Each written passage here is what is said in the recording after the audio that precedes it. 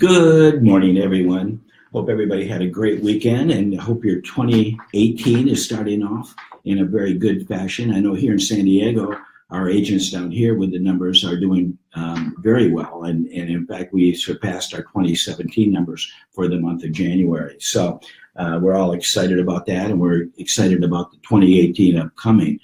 Even with the rumors that interest rates are going to be climbing a bit, I would encourage all of you to use this right now with the lower rates as a catalyst to get your buyers out looking. And I know inventory is low, but now's a good time to get them out looking. Now's the time to get them off the dime, if you would, and have them start looking for property, because rates will be going up this year, not significantly, and I don't anticipate that it's going to get in our way of real estate sales or our momentum for the entire year. But whenever, it's always been the history, and it's always been my experience, that whenever interest rates go up, even a little bit, a quarter point to a half point, there's a pause in the market, because buyers have to get acclimated to, well, instead of getting 4, now I'm at 4 1/4, or now I'm at 4 1/2. And then when it happens again, now they're saying that we might get 2 or 3 bumps this year, going from 4 1/2 to 5. That's going to be an adjustment period. But the market still picks up. The market still sells. Buyers still want to buy real estate, particularly here in Southern California. When you look at the Super Bowl this last weekend, and it was 2 degrees in Minneapolis, and at the same time, you were looking at the Phoenix Open when it was 80 degrees and everybody was walking around in shorts and T-shirts and polo shirts. That is exactly why people come to the Southwest, to purchase real estate. What we have here in San Diego and up and down our coastline for the state is the ocean. And that's why people from even Arizona come in to California to get away from the excessive heat there, number one, and number two, to be by the water and take a look at our great city. So having said that, we'll move on here. I want to cover a few different topics today, and I'm just going to touch base, number one, on probate sales. I've had a few of those pop up recently here in San Diego, and if you haven't worked a probate sale in the past, or if you haven't worked a probate sale in quite some time, there are a few things you need to be aware of. And as you get into a probate sale, please, as a question comes up, contact your broker, whether it's Jeff Green, whether it's Omar Hellman, Mary Jane Morris, or here in San Diego, myself. Contact us and ask your question. Because this is a very important sale, and if it's not done properly and in the right sequence, it can cause you a problem and perhaps even cost you the listing. So with a probate sale, keep in mind one rule. Number one, it's a court-ruled sale, not ruled, but controlled sale. So the court is going to appoint an executor to the trust, which will allow the property to be sold, and it will identify that executor. So when the property is sold, you know where to go to get the signatures for the listing agreement, for the purchase agreement, and it'll lay out the guidelines for the sale, so that if there's a special twist, if it's required to be a court-approved sale, then you need to let the other side, the selling side of the equation, be aware of that, because that extra step is going to take extra time.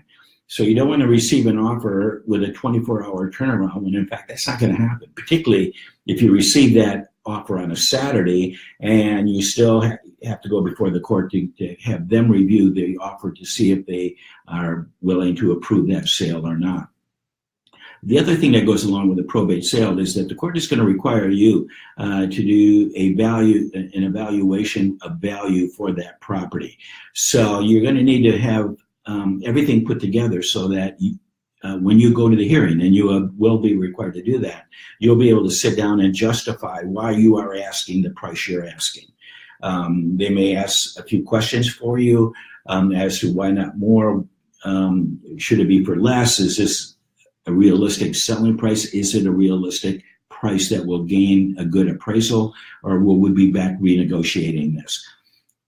You need to understand and know what is going to be a good sale price for this property, because if you do get a low appraisal, then and the buyer comes back to you and says, hey, I want to offer the appraisal price, then you're back into the court explaining why why we have a new offer coming in, or not a new offer, but a new negotiations coming through. And so when you price out with a probate sale, please, number one, give enough time so that you can get the approval needed and required. And then number two, price it at such a point where you're not going to have to go back in because of an appraisal issue that may pop up. A lot of times the courts will dictate a price, and that is the price. And so along with that, they'll give guidelines. You know, if you get an offer too low, they're going to say reject it. And they'll give instructions to the executor as well. Your initial point and main point of contact will be the executor, and you'll need to make at least one court appearance or hearing appearance to justify and talk about pricing and valuation for the subject property. But keep in mind, again, you know, do a realistic price. Don't do a high pricing with hopes that will get you the listing, because it will create an issue for you later in the transaction as offers start coming through. So having said that, that's it for the probate sale.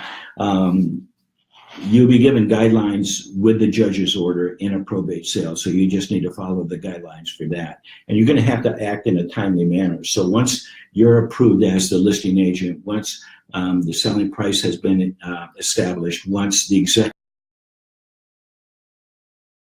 has been appointed, then you'll need to get the listing agreement to the executor for their signature. You'll need to get it uploaded into the MLS in a proper time frame, and the courts will be looking at all of that to make sure you're doing what you said you would do. And then once the sale comes in, once offers come in, and you take it to the executor first for their approval, and then if need be, if the court requirement is to go to the court, then the executor would take the offer to the court for their approval. That's not always the case. Not a lot, but there are times when the court will just allow the executor to make the decision as to whether to accept the offer or counter the offer or do whatever. So again, follow the guidelines of the court, and you'll be fine with the probate sale. Keep your paperwork up to date. Make sure you get all the signatures by buyer and seller throughout the transaction, and keep your file up to date. And again, if you have any questions as you're going through the process, please contact your broker so they can give you advice on how to handle whatever your question might be and how to get through the process. So next I wanted to talk about is, I just want to touch base on the W-9.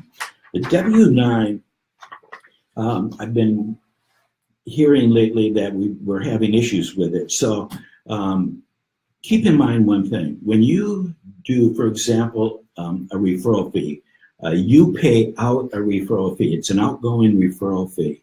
And a W-9 is always, always, always required. And the reason for that is when you get to the end of the tax year, if you do not have a W-9 on that outgoing referral, you are going to have to pay income on that referral fee. If we have no way of issuing here at Allison James Estates and Homes a 1099 to the receiving brokerage, then that's income coming in, and the referral fee is income going out that you don't have to pay taxes on unless you don't have that W-9. The W-9 allows us, Allison James, to send out a 1099 to that agent receiving the referral fee, and that clears you from having to pay income tax on that. So again, get that W-9. You'll notice on our checklist for the referral checklist, we are now making that a required item.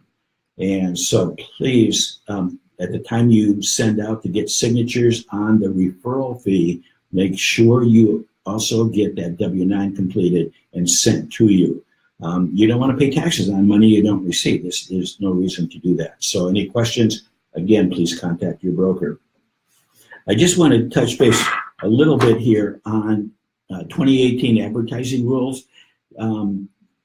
Make sure that the name and number of the licensee, this is both for sales agents and broker associates, are on the advertising piece, whether it's a business card, stationery, advertising flyers, any type of advertisement you might do in print, electronics, on television. Make sure your for sale sign, open house signs, lease rental, directional signs has your DRE ID number, identification number on it. It's a requirement of the DRE now, and you just need to do that.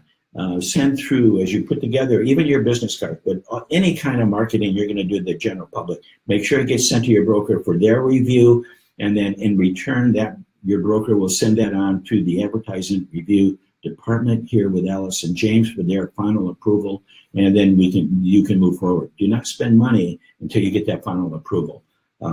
So again, for your protection, you need to make sure Alice and James Estates and Homes is located. You need to have it so the general public can look at your sign, see who you are, see your DRE identification number, and see who your brokerage is. So make sure that is on there. And then your status. If you're a realtor, make sure the realtor is on there with the trademark, with the registered trademark on it. And if you're not a realtor and you're an agent, make sure it says agent on the advertising piece you're putting forth to the public. So again, any questions on marketing, advertising, please contact your broker, and they will be happy to help you and answer any questions for you. The main thing, again, with marketing and advertising is that you must send it to your broker for their review and okay, and then the broker will send it on to HAI Advertising Review for their final approval. That covers my topics for today. I hope you find this helpful. If there's anything you'd like me to cover in the future, please just shoot me an email. My email address is sandiegobroker@ajicorporate.com, and just say, hey, Tom, will you cover these topics? And I'll be more than happy to do that for you. Hope you have a great weekend, a great week, and a great 2018. Talk to you later. Bye.